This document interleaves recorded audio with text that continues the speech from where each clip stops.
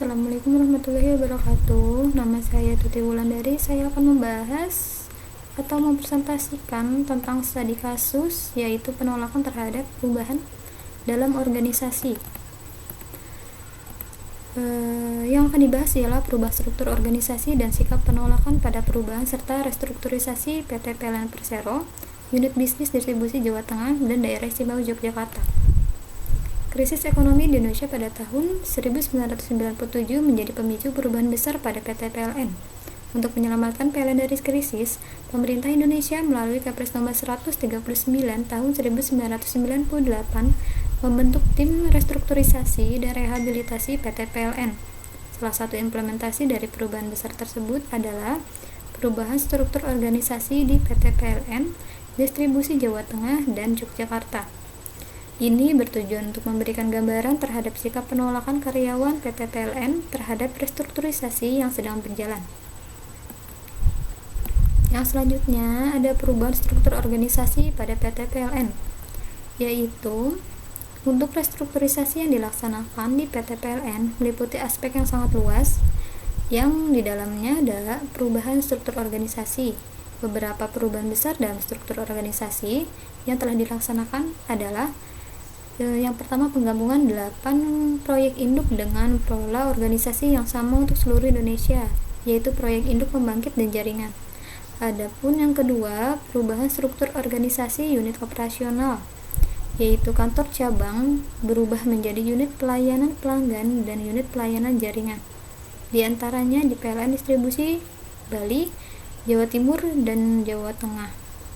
Untuk yang ketiga, pemisahan pengelolaan wilayah usaha kelistrikan di provinsi-provinsi tertentu dari unit bisnisnya sebagai persiapan pembentukan unit bisnis baru.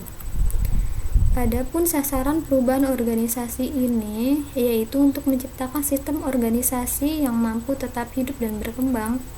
Restrukturisasi yang terjadi di PT PLN sungguhnya sudah biasa terjadi. Lingkungan di sekitar PT PLN akan senantiasa bergerak secara dinamis.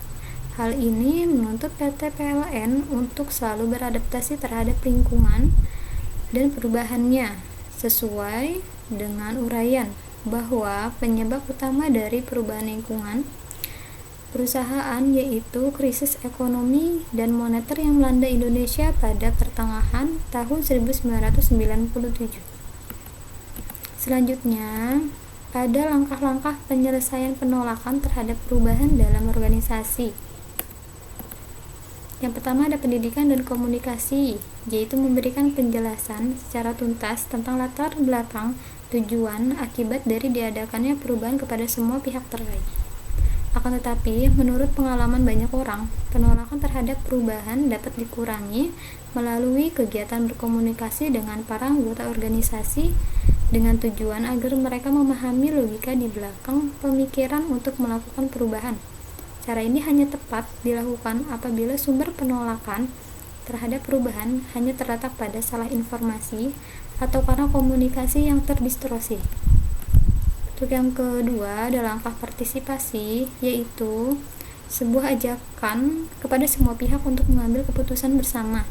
Akan tetapi perlu diperhatikan bahwa cara partisipasi hanya tepat dijalankan apabila pihak-pihak yang diajak berpartisipasi memang memiliki kemampuan untuk memberikan kontribusi yang berarti, agar membuat komitmen untuk secara positif ikut berusaha melakukan keputusan yang diambilnya.